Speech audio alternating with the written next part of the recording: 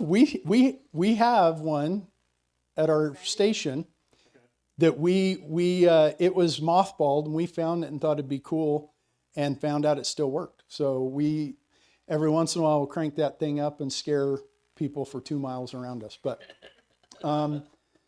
so as an example, my city of Sandy, okay, countywide or even statewide, there are things that the governments can do. They can do what's called a reverse 911 call, okay, where the dispatch center will do a reverse 911. They use it a lot for silver alerts or amber alerts, okay?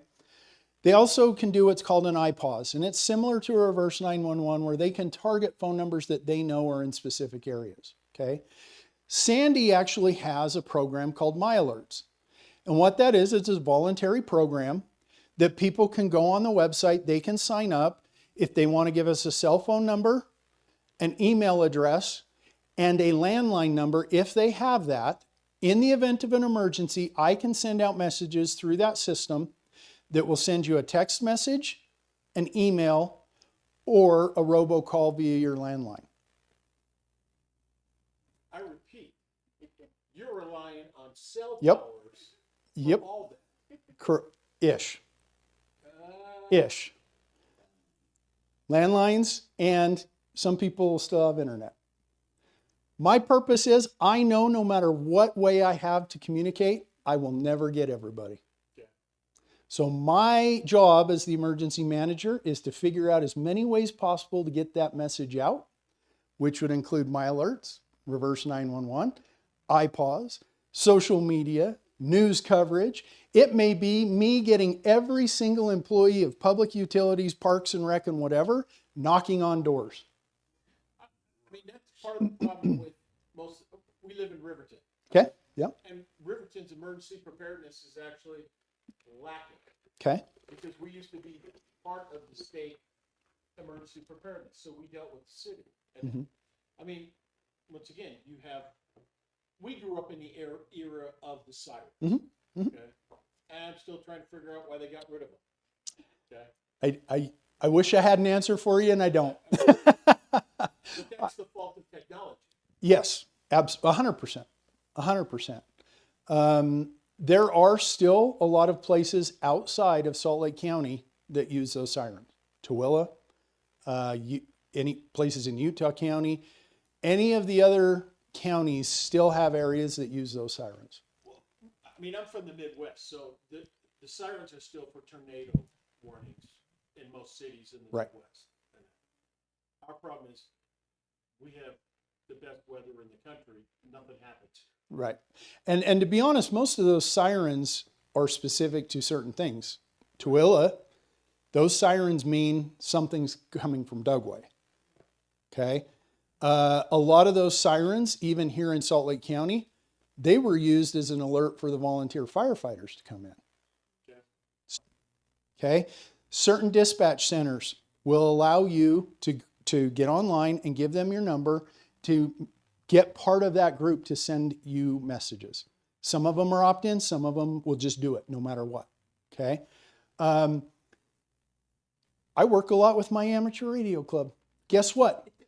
Those guys are invaluable to me because I know when cell phones ain't working anymore, that the best way that I'm going to be able to interact with my different community districts is through my volunteer ham operators who will talk to the volunteer GMRS operators who then will contact me in the emergency operations center because I've embedded some of their folks in my EOC with equipment there that then I can send ham messages to the county and the state.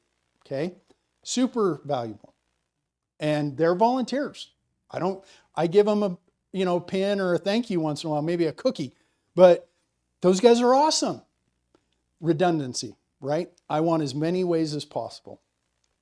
And then last, preparing an evacuation kit. And we're going to talk about the difference between a 72-hour kit and an evacuation kit. Okay, we talked a little bit. What are things that you can do? You know a wildfire's coming. You've been told, hey, you're on pre-alert status. We may need you to evacuate your house. Be ready to go at a moment's notice. What are some of the things that you can do? Okay, so inside your house, you can make sure all the windows are closed. People don't think about that. but that's going to be just a chimney to bring all that smoke, ash, and fire into your house. Remove shades, curtains, and blinds. That upper left-hand picture, if you can see, it's kind of small, I'm sorry. That window's intact. That blind is on the inside of the house where a wildfire went through. Okay? They will melt, they will catch fire, and they will burn. And they will start your house without that window ever breaking. Okay? You can do things like move furniture away from the window. Your couch is right up next to the window. Move it away. Maybe the window will break. And now you've got a nice couch to start a fire. Outside, get the combustible items away from your house. How many people have that spring cleanup pile that I'm going to put weeds and I'm going to put branches in and I'm going to put projects in and I'm going to take that thing to the dump, and then fall comes around and guess what's still there? That pile sitting next to your garage or your shed or whatever. Okay? So remove debris away from your home. You can turn off the gas. Now I will say this, you shut off the gas, you're going to have to wait for the gas company to come and turn it back on. That's what's supposed to happen. I see head shaking. I'm just telling you what's supposed to happen. Okay? Back your car into your driveway, and we'll talk about that in a sec. And one of the biggest things, get rid of those that are sitting next to your house. Okay? What happens when a 5-pound propane can gets hot and blows up? And where are all of our barbecuers that have those? Sitting right next to your house or right next to your garage, right? So you want to do the preparation things that you can when you get notified that you may have to evacuate. Okay, question for you. Yes, sir. As far as, because you mentioned earlier, I'm going to plead the fifth. Storing multiple flammable containers. Mm-hmm. Okay. Can you hear me? Oh, okay. No, I don't need to. Okay. I can talk louder. No, don't worry about it. I'll come stand closer. How's that? Where do you put it? Okay, if it's in sheds, garages, Where do you store it? we're out of canal. Do I just move it out to the canal? Okay. So what I will tell you is by the building code, you are only allowed to have X amount of product. Okay. I would bet almost everybody is over that X amount of product of what they say the rule is. What I will say is they are expensive. They're not cheap, but I would get a flammable container cabinet. Everybody knows, like, if you get a really good gun safe, they're usually guaranteed to protect from fire and whatever up to a certain point. It's the same type of thing with a flammable storage locker. Okay. Okay. Is it going to say, no, there won't be a fire? Absolutely. If it gets hot enough, it could cause a problem. But in businesses, we require them to have those flammable storage containers. And they're made to put flammable storage in to try to mitigate that problem. What is the distance, generally speaking, from your house that you would need to store them? If it was just out in the open, Yes. how big of a boom is it going to make? Well, I'm going to say, I get you, you're still pleading the fifth, but this is what you as a homeowner have to think about, right? Okay. You guys are your own bosses to a certain extent, but those are decisions that you guys as homeowners have to make. I know why I keep X amount of fuel at my house, okay, but I also know that there's risks with that. then as a fire marshal, okay, what is for a 5-gallon propane, what's the explosive radius? So technically, you should not have it if you have an attached garage. It should not be stored in your house or in your garage, and I would recommend it 20 to 30 feet away from your property, from your That house. answers the question. Yeah. Okay. Okay. So prepare and be aware. Create your own action plan. Plan and practice multiple exit routes from your home and your neighborhood. If you're in an urban area, sometimes that's pretty easy. You're in a rural area, you may only have that one way in and one way out, right? Which means that you may have to figure out a different way to be able to get out and evacuate. Assign a meeting place in case you're separated from family. How many people still have kids at home? Okay. How many of those kids work outside the house? How many of those kids play at neighbors? How many of those kids have basketball, baseball games? How many of those kids go to school? Okay. Who knows where your family's going to be when something happens, but do you have a plan in place, and do they know what the plan is? Where are we going to meet? Who are we going to contact to make sure that we can all get on the same page to make sure that everybody's okay? We already talked about your emergency notification systems. Okay, so if it comes to the point of go, okay, we're now ready, we've been set, we've done everything that we can, and it's time to go. First and foremost, and I cannot emphasize this enough, follow the directions that you are given from the authorities. If I have this area over here that I say I need evacuated now, and you guys are on pre-alert, okay? What happens if all you guys, when I put you on pre-alert, start to leave? That means that these guys that I need out of there now are having to fight with you guys to get out of that area, okay? Please do your best to follow the directions that you're being given. When it does say, hey, you guys leave now, that means hopefully you've done everything that you need to do and you get in your vehicle or however you're getting out and you leave now. Don't dilly-dally around. This picture was actually in the Los Angeles fire. They had, I think it was caused by too many people, but also there was some kind of an accident or a stalled car. These people had to get out of their vehicles and run. And in order to get the firefighters through, do you know what they did? They bulldozed them to get them out of there, okay, because there was no access. Okay, talk where to go, how to get there, and what to take.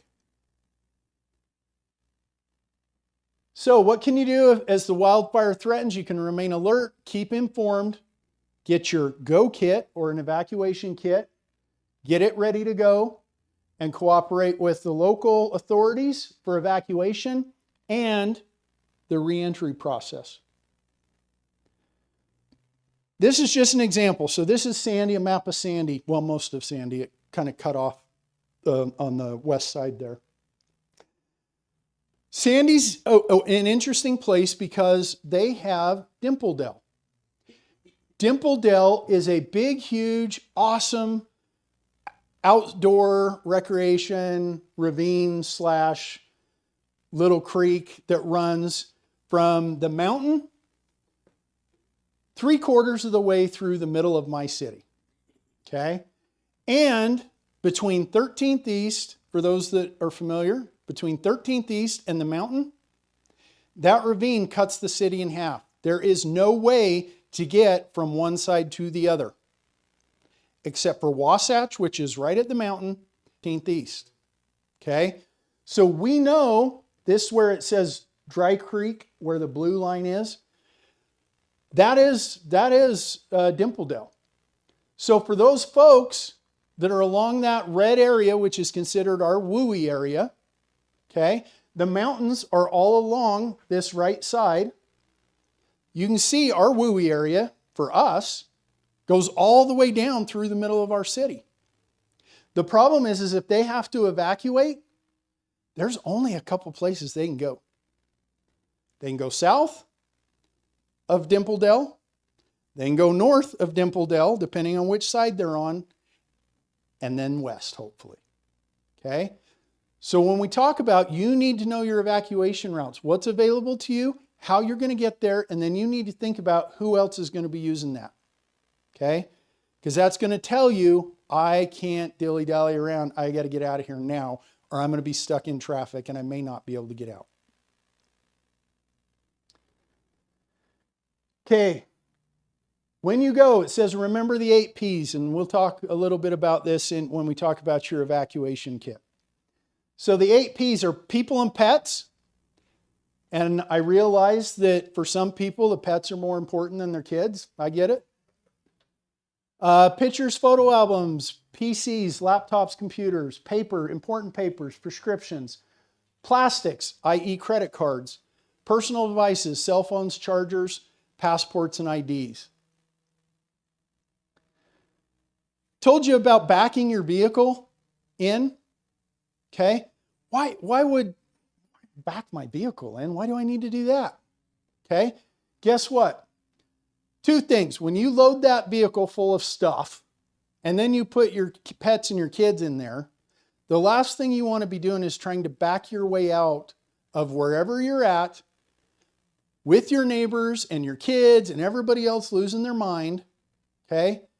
Back it out. It's going to be easier to load from whatever you need to put in the house, and you can drive straight out and not worry about it. Okay, when you're going, I always find this funny for those that are maybe not in Utah. Utah is, we're known for having large families, okay?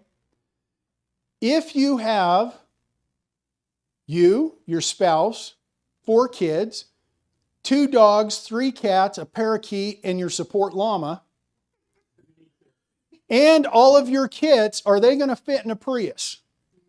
Okay, so we need to think about what is the essentials that we're taking. Do I have a vehicle big enough to do that?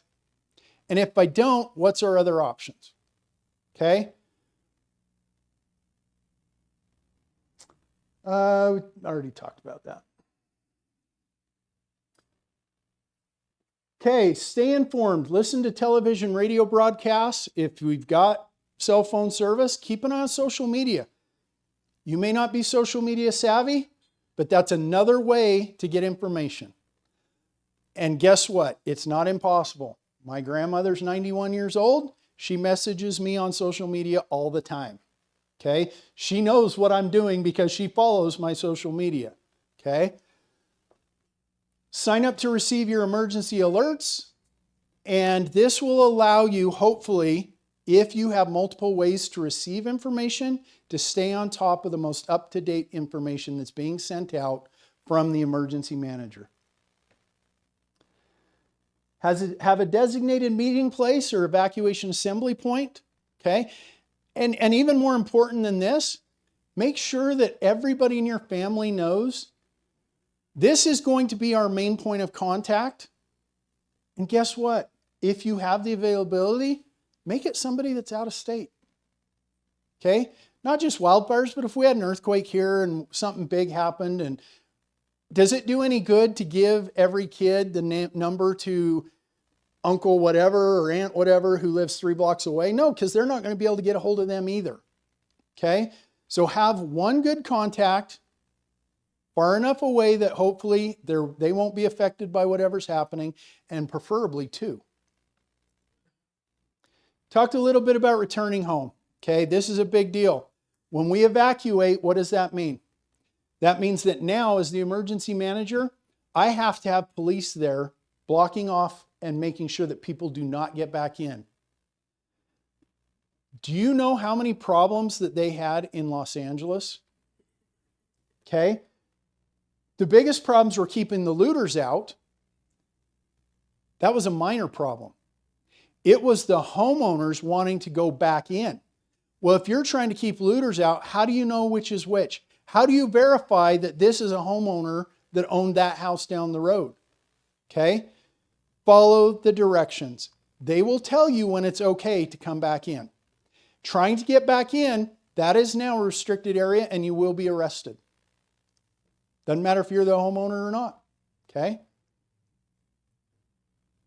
And just remember, recovery after any type of disaster takes time. Okay? It's a long process. It's a prioritized process. Okay? There are things that I, as the emergency manager, have to prioritize. Healthcare facilities, essential infrastructure, essential government infrastructure, schools, which means that if you're in an area where maybe there was a flood or a rock slide and you're in a neighborhood, That may not get cleared for weeks, depending on the severity of the incident. So be prepared that recovery is not going to be an immediate thing. Okay. So I told you we're going to talk a little bit about 72-hour kits and a little bit about evacuation kits. Okay. This is one of my favorite slides. I love show and tell day at my meetings. I get people that they are a single person with no kids, no spouse, no animals. And I tell them to bring their emergency kit with them and it won't fit in the back of a pickup truck. Okay. And my first words to them is great. That works now that you've got the pickup truck. What happens if you can't drive? It's great you got all this stuff and you think you're going to leave with it. But what if you can't? Okay. So reality, practicality, and common sense. It's what I tell people about their 72-hour kits. I teach a simple system. This is not groundbreaking, okay? I tell my folks, if you know somebody that works for a grocery store and you can get an actual really good milk crate, this is just a Walmart one because this is a prop, okay? If you can get a really good milk crate, how many gallons of milk fit in a milk crate? 4. How many gallons of water should you have in your 72-hour kit at a minimum? 3. 1 gallon per day per person. 72 hours is 3 days. Okay? You got that empty 4th spot. You know what fits great in that empty 4th spot? 3 days worth of food. Okay? So that picture, I've got just a very easy 72-hour freeze-dried, pour water in it meal kit. Okay? And then I have my bag. So there's 2 parts to my 72-hour kit. The water and food and my bag. And my bag has different things in it. You know, your medications, your phone chargers, your blah, blah, blah. Change of clothes, maybe some hygiene stuff. Okay? If I need to leave somewhere, depending on where I'm at, okay? In an urban area like this, if we have a wildfire on the East Bench and I got to evacuate 2 neighborhoods on my East Bench of Sandy, do they need their full 72-hour kit? No, they can drive 5 minutes away and hit 50 Walmarts, okay? But what they can do is reach in the closet and grab that bag, and they're out, okay? Less stuff they got to carry, less stuff they got to worry about. Do the same thing with your pets, okay? I have a cat. Pretty easy. It's one animal. So I keep a crate that has water in it, food in it, kitty litter, a couple toys, stuff that they need, and then I keep the carrier on top of that. Now, if I got evacuated for a wildfire, I would take the whole kit. And I will tell you, you should have a kit for your pets. You should have a specialized kit, 72-hour kit, if you've got an infant or a toddler. And if you have a person with special needs or special abilities, they should have a kit. In a wildfire evacuation situation, I would take the full kit, okay? Because I don't know, I may not be able to get some of those items as easy as it would be for me to go get a hamburger or whatever just down the road, okay? This is a huge one. I've seen some amazing kits before. And this is the one that most everybody forgets. Having an emergency document kit or packet. Okay? You should have copies of things like your family emergency plan and your family emergency communications plan. And every single person should have this in their kit. Okay? Family documents, copies of your IDs, passports, driver's licenses, veterans card, social security card, custody paperwork, divorce paperwork, marriage certificates, okay?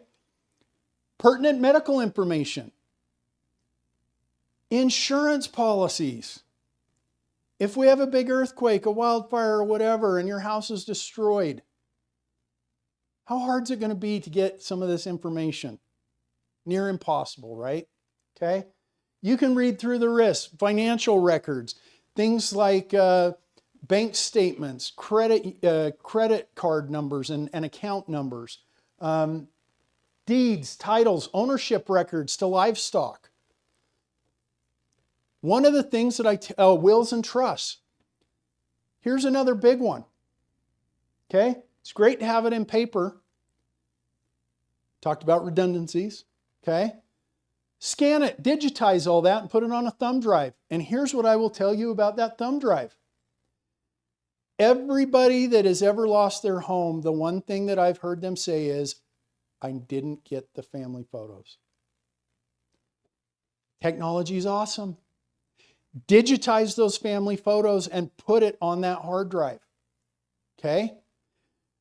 Get a video camera or your cell phone.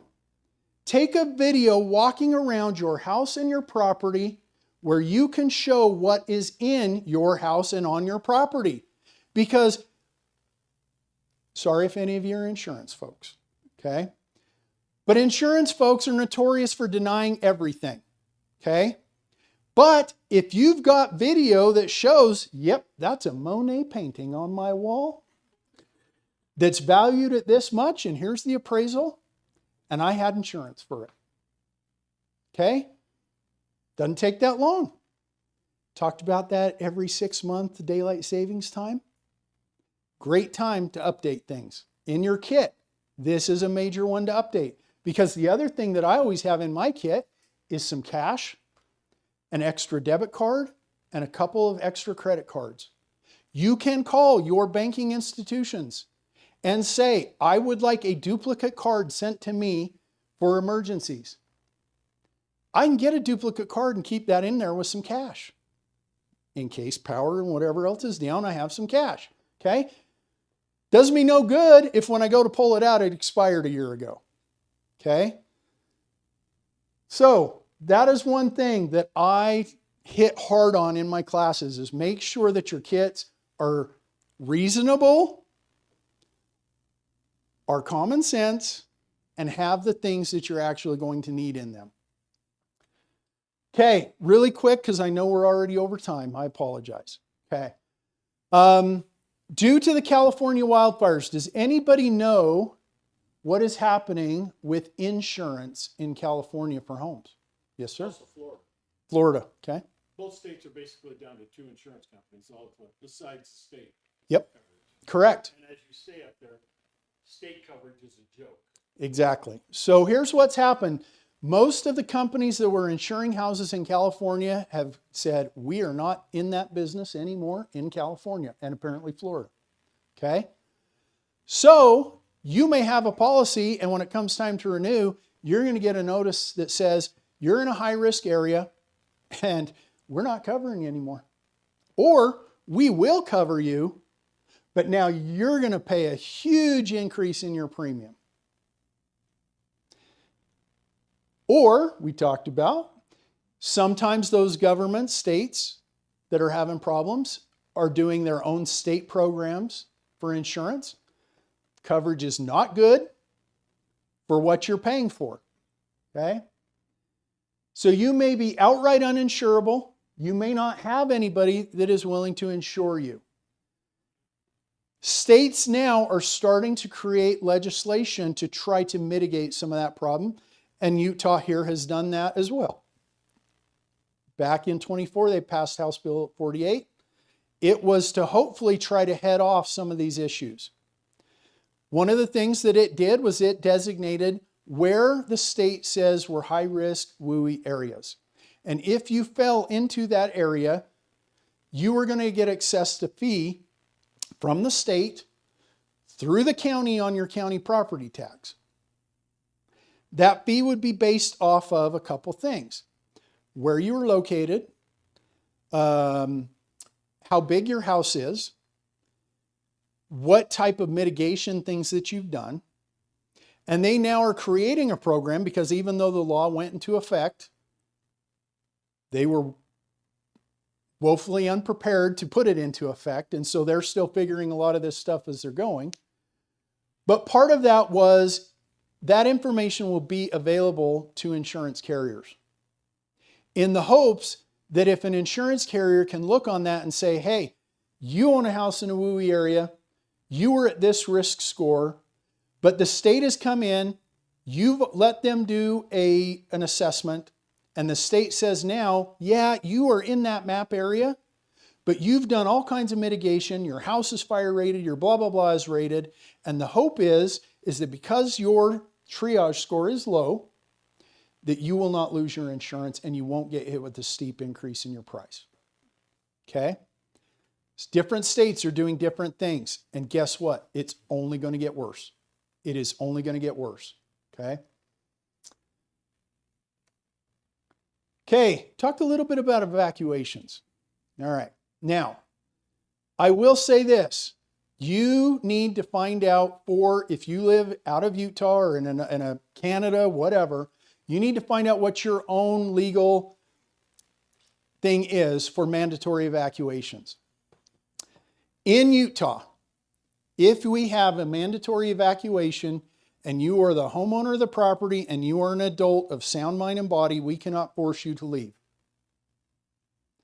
But there are 5 classifications of people that we can force to leave. And if you refuse, you will be arrested. Minors, elderly, if they have mental health conditions that they need assistance to deal with, physical or cognitive disabilities, or individuals in dependent situations, i.e. homeless. Okay? We can require those folks to leave. So you as a homeowner who is an adult of sound mind and body, we can't make you leave, but if you've got your 5 kids that are under 18, we can make them leave. Yes, sir. What's the definition of elderly? Elderly would mean it falls into the classification a lot of times on the physical ability. Yeah. So be aware. You as the property owner, they cannot make you leave. But those that are with you or around you, depending on the circumstances, they can make them leave. And if you interfere, you can be arrested and charged. Now, the other thing is when we go out to do mandatory evacuation and we're knocking on doors, and we come to the homeowner that says, I'm here by myself, this is my property, I'm not leaving it. We are either in pairs, or it's an officer or somebody with a body cam that will say, sir, that is fine. That is your right to stay. You need to understand that we've advised you to leave. And if something happens or you change your mind, we will not be coming back to help you. They always say that, and you always see them going back in and rescuing them. I know it's because obviously we run into fires. We're not all there. But as a chief, I know I may have somebody down the road that has refused to leave. And if it is not safe for me to put one of my firefighters in there, I will order them not to. They may very well ignore my order, but I will order them not to. Okay? Free agency. You have exactly. You have the right to say I'm not leaving, but you also need to understand with that right means we're not coming to save you.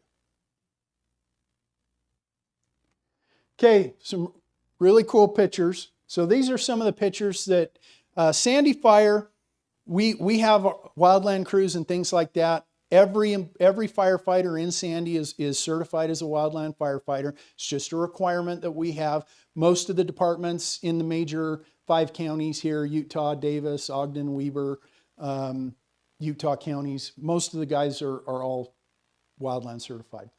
But we actually have folks that we will actually deploy to different fires. And so this was actually a couple pictures from the Silver King fire. This was a couple pictures from the Park Fire in Northern California. Red Rock Fire up in Oregon. The Logan Fire in Idaho. And then here's a couple pictures that we took down in Palisades. Okay. Yeah. So Palisades. Okay. Big Los Angeles fire, right? Here, like I said, just absolutely everything that could possibly go wrong went wrong. Okay. California, high density, right? Super high values on land and property. Everything is smashed together really close. Everybody wants their privacy. So not only are their houses close enough that you can reach out your window and touch the neighbor's house, but you usually got a big line of trees or bushes in between the house to make sure that your neighbor can't see into your property and vice versa. Okay? Like I said, the only, and this is David's opinion, the only thing that they could have done to maybe stop it was if they could have got enough bulldozers to knock down houses and buildings in a deep enough area around where it was at to try to stop it. Wasn't it basically just wind driven? Wind, yeah, absolutely. 100%. 100%. So I said there's lots of excuses. Oh, the water. Oh, we didn't have enough people, whatever. It was weather. Absolutely weather. Yes, sir. Any comment on why there were so many, all the equipment down on the Pacific Coast Highway not doing anything? They were just lined up, all cities, Sure. jurisdictions, standing around stacking BBs. Yep. So part of the problem is you need to understand that we have finite resources, which means that I can't use a crew on the front line 24/7, 7 days a week for 3 weeks. I have to have crews staged and ready to go to replace apparatus and equipment as it comes. So it's a never-ending rotating cycle of people. So yes, you'll see sometimes where you may have a bunch of apparatus parked in a Walmart parking lot or a bunch of fire guys in tents sleeping or whatever, but it's because of the work cycle. We got to have that. And so we've got to have that rotation so that the next crew's ready to go in with apparatus, water, food, whatever, to be able to rotate it. Explanation as Yeah. to why they were all, I mean, there was hundreds of them. Yeah. stacked down And part of the problem is too, you've got that conflagration of everything going on. there. You couldn't get up in there either. How do you get them there? Yeah, exactly. And that's the problem is you say, hey, the sky's falling, everybody comes. Now what do you do with them? And can you get them where you need them to be? And it's just reality of it. That's a picture up on the side of the mountain showing it coming in. Okay, whole neighborhoods destroyed. Whole neighborhoods. And you may have saw that middle picture on the news. Elderly gentleman, really upset. His wife had died recently. Their wedding rings were sitting on the nightstand. These guys had downtime. They were supposed to be resting. They said, where on the property is close to where that nightstand was? And they went looking for it, and by God, they found the dang thing. I don't know how they found the dang ring, but they found it. Okay, questions? I know probably got a million of them. Go ahead. And I'll ask this of Jeff, but, Sure. what is your evacuation? I mean, that wildfire was a major catastrophic Mhm. event. But how you gonna evacuate to where? Okay. You can evacuate Sandy. You got thoughts, but. Yep. You know, you got a neighborhood that's under siege or whatever, so, you know, I'd like you to speak to that a little bit. So normally how we view evacuations is 100% dependent on the incident. If I'm evacuating one neighborhood, I'm going to pick some place that's far enough away that they're going to be safe and out of responder area where I can use them. If I have something where I have to evacuate all of Sandy, then now I'm relying on the county and the state and surrounding jurisdictions to help. So it is 100% incident dependent. Yep. And that's not only because of location, it's because of personnel and resources. If all of Sandy, for what earthquake, whatever, is destroyed, Sandy doesn't, I may not be able to get half of my people in to help. They may not be able to get in. And so, you know, fire and police does a really good job of having mutual and automatic aids where we just help each other and it's no big deal. But that's where I'm going to be calling Jeff, and I'm going to be calling Aaron from South Jordan, and I'm going to be calling the county, and I'm going to be like, And Jeff this- is calling me. and Jeff, and that's the thing. It's just like if something happened to Draper, if something happened out here, I get a phone call. First thing I'm going to do is notify police, fire, and my department head saying, hey, this is what's going on. We may be getting asked for assistance, whether it's public works, public utilities, fire, police, or whatever. And then I'm going to be asking, what do you need help with? Is it emergency communications? Because then I can call my ham radio volunteers. Is it people to help staff a shelter? I can start calling my CERT folks and my community emergency volunteers. Is it we need a place? I can start calling the places that we have pre-designated for shelters and saying, hey, we need help. We need a building that we can bring people from South Jordan or West Jordan or wherever. Yes, sir. Hypothetical. Oh, goody. Basically, I mean, the state is already preparing for high drought, dangerous conditions. Yep. What are the areas of the valley or the Wasatch Front that they're most concerned with? So here's one thing to realize is the state is not the one that imposes restrictions. It's the jurisdiction having authority. So it's either the county or your municipality is the ones that actually make the water restrictions, not the state. Okay. So I don't know per se, like in Salt Lake County. Obviously, when you think of things like at around the 4th, okay, you see the banned fireworks areas. Right. Those are the areas that I'm worried about. Okay. So that whole area in red, that whole area, but pretty much everything east of 13th East in Sandy is fireworks restricted. There are other areas, get down by the river bottoms and some other stuff that is restricted too. Those are the areas where the problem is going to be, but that's not necessarily where there's sprinklers. It's not necessarily, there's not the infrastructure usage of water. So the ones that I would worry about, probably agriculture. I mean, if you've got people that have already planted fields or hay, alfalfa, whatever, and now all of a sudden they can't water it, what do you do? I mean, that's a potential high hazard, but it's too late.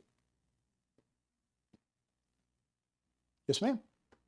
So we just, a week ago, closed on a house Okay. in High Country Estates near Butterfield Canyon. in Okay. Vernon. Okay. It is absolutely, we bought it Because it's beautiful. it's beautiful. Absolutely. 2.5 acres, right, horse property. And now we're going, oh no, what did we just do? Because we didn't think of all of it. Yeah. Don't take the sign down. So here's what I will say. Yeah, I'm sure right now it feels overwhelming. yeah. Start with what you can.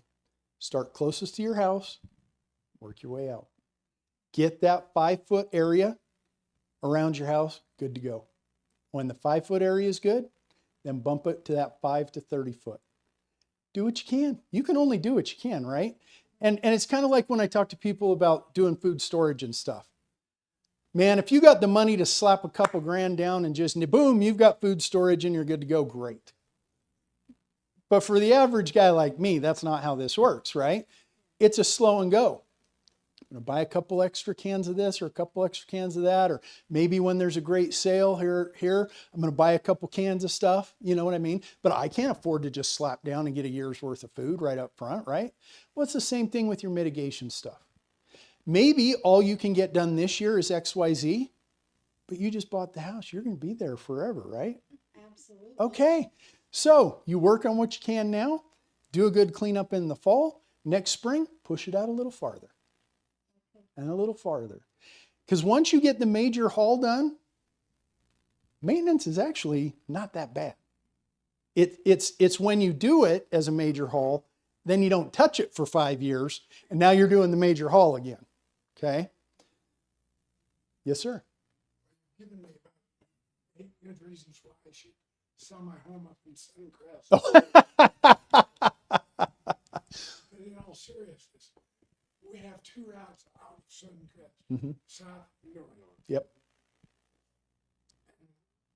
Ever increasing property sales. There's nothing we can do. Nope. And that's the same issue that I have in my city, is that it's going to take me getting the police department to block off both north and southbound Wasatch so that we can run cars down both north and south lanes. It's going to mean blocking off traffic from every other place that we can so that those folks that are being evacuated can get out of the areas I need them to. And you're going to be in the same boat off of Suncrest. Get a helicopter. Yeah. Get a helicopter up there. Online question Okay. has to go with drapes and your curtains and your rugs. Would you recommend the fire retardant ones or spray them with fire retardant or something like that? I'm glad you asked that question because I usually get asked the question too, like people's cabins and things, that spray retardant that you can put on and things like that. To answer the question on the blinds and that stuff, you can, but realistically, it's probably going to be easier to pop the rod off and take it away from the window. If it's not there, it can't catch on fire. The thing about the fire retardant materials and whatever, okay, my firefighter suit is fire retarded rating, whatever, okay? It will burn. It will burn, okay? So I'd rather just have it not there. Now, the foams and things like that you can put on the outside of your house, if you're there to do it, great. They're not 100%. They don't last forever. Okay? I spray my cabin, put that foam all over it. That's probably good for a couple days. First rainstorm that comes through, it's gone. And the couple thousand or more dollars that I spent on that flame stuff or the foam, it's not spray it and you're good forever. Okay? I'd rather spend that couple $1,000s on doing some really good mitigation work around my property. Did that answer the question about the blinds and stuff? I think so. Okay. I'll All see right. if there's another. Yeah, see if they've got a follow-up question. Yes, ma'am. People water their roof, like they say, it's about time to evacuate, but not yet. Is that worthwhile? So there's a couple issues with that. A lot of people turn on their sprinklers and things like that. One issue is, think about it, when do we have wildfires? Hot. Okay, well, I mean, just heat, high wind usually, right? If we come into a neighborhood and we need water to fight a fire, what's the first thing we're going to do? We're going to shut off your sprinkler system that's on your house, that's spraying on your roof or whatever. How long does it take to get dry enough to start a fire? Not long. It's 100 degrees. Not only that, but the wind's blowing like crazy, so it's like having a blow dryer.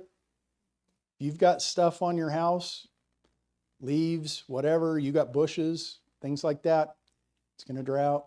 And my guess is it probably already was dried out before you started watering it. It won't be long. It'll burn. It'll burn. I don't recommend doing that. It's just one more thing now that I've got to deal with as I go into that neighborhood to try to save houses. I now have to send a firefighter around to start shutting off water so that we make sure that we have water in the fire system in the hydrant to do that. So, was there? Okay. Yes, sir. Oh, it's dinner time for us. Oh, no, you're fine. Thank you so much. Oh, absolutely. Happy to be here. Happy to be here. Yes, sir. Anything that we could buy in the way of the equipment or stuff or things to have besides whatever, outside of mitigation, is there anything else that you would recommend that we consider? Such as, I mean, obviously the simple things like you should have fire extinguisher in your garage, in your sheds and outbuildings. I I guess things of that's that. the question, because it would be a catastrophic event, you're not gonna save anything or fight anything, you're gonna clear and go. Yeah. Yeah. And kind of going back to just one thing too, with like the retardant foams and stuff. Like I said, they're ridiculously expensive. Maybe it would be better for me to take and put metal siding on my cabin. Or maybe it would be better to upgrade to a fire rated type of roof than thinking, okay, I spend 4 or 5 weekends through the summer at my cabin. I'm not there the rest of the time. Am I going to be there to spray it, for one? Am I going to be able to access it to spray it, for two? Or would I rather spend that money, get a better roof on there that hopefully I've done mitigation work, and with the roof, now it's less of a problem. Like I said, that's up to all of you folks. Okay. Yes, ma'am. Quick question on the radiant heat risk with window coverings. Uh-huh. Like wooden shutters also a risk, like curtains and blinds? Yes, ma'am. Yeah. They look awesome on house. Yes, they are. Yes, they are. Yeah. I mean, we do a lot of decorative stuff to our houses that make them look great or make them more comfortable. And like I said, firefighters are kind of our own worst enemy. So are homeowners. Okay. All that decorative, cool stuff that you put out on your deck to maybe block the sun, you know, or to keep mosquitoes out or whatever. Almost guarantee that stuff's super crazy flammable. And yet we've put it out there ourselves. So since you can't just take them down, would you pop them open? or something? Yeah. Yeah. I wouldn't close them. I wouldn't close them. Or just tilt them open? Just like swing them open? I would swing them open, because here's the problem. If they do light on fire, I'd rather they be up against my stucco, bricks, or siding than the window. Oh, no, these are It is. inside. Oh, inside. Oh, yeah. I just push them out of the way. Yeah, as much as you can. What do you mean? Just get a hammer and go to town. So we have to put a new roof on our house. Okay. Is there a kind you'd recommend? I mean, obviously, asphalt here is kind of the norm. There are higher rated asphalt. It is more expensive. So what I tell people is as with everything, look at what your risk tolerance is versus what your financial tolerance is, and decide. Is it metal roof? I mean, with your guys' property, it may very well be worth it to look at a higher rated thing. If I was living down here, I'd probably just put regular asphalt shingles and call it good. Is it metal? Yes, to a certain degree. The problem with the metal roofs is it's great if just embers just land on it. People think if they get a metal roof, though, it takes care of everything. Problem is, you've still got the wood that's under the eaves, and you've still got the vents, and you've still got other things. So it's not 100% fail safe. It's better, harder to start on fire than wood shake or asphalt or whatever, because a lot of people think, oh, asphalt, they're never going to burn. You can burn asphalt tiles, okay? So it's look at your risk versus what you can afford and decide where the money's going to be best spent.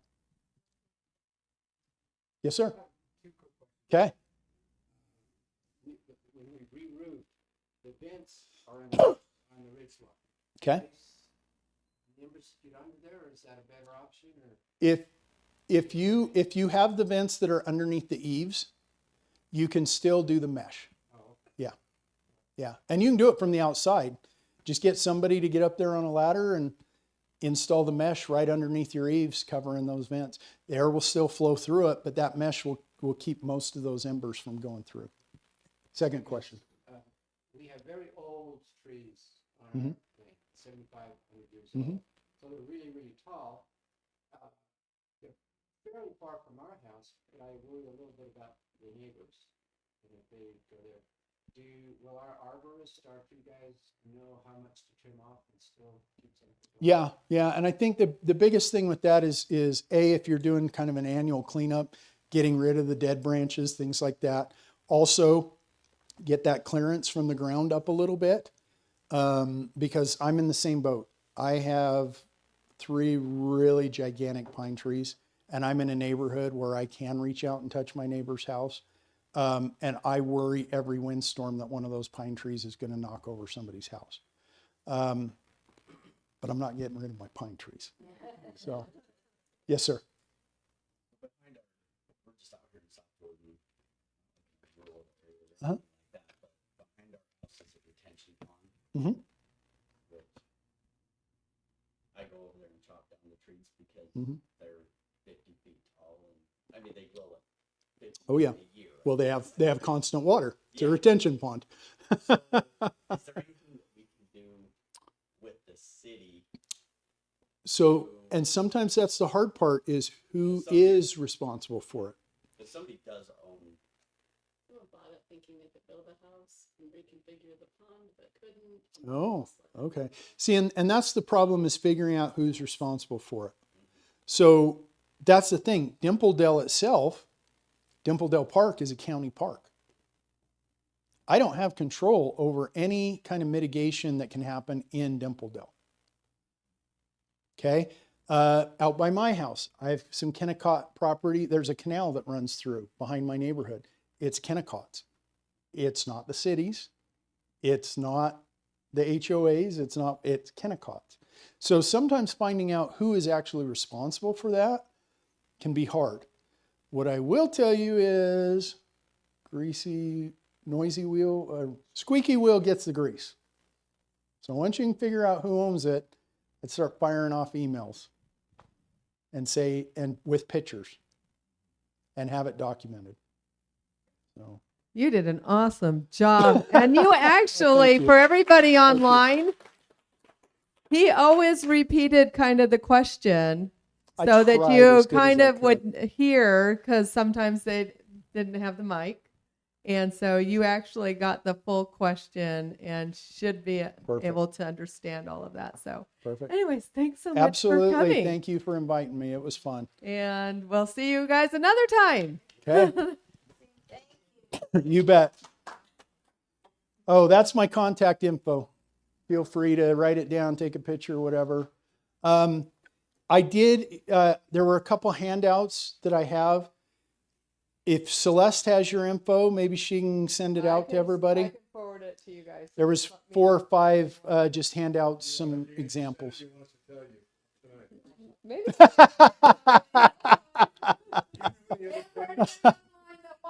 So 2 other formal trainings? I do the exact same thing Jeff does. The problem is I think it's on the exact same day that Jeff does, 3rd Wednesday of every month.